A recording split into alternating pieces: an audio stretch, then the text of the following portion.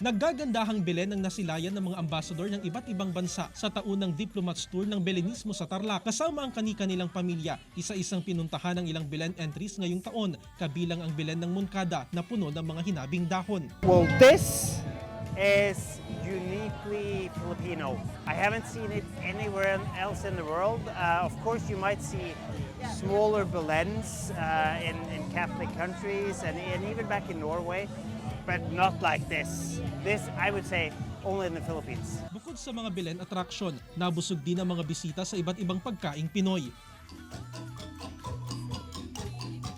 At namangha sa mga ipinagmamalaking Filipino cultural dances at traditions. Everything is beautiful. People here are very friendly, and we can see a sense of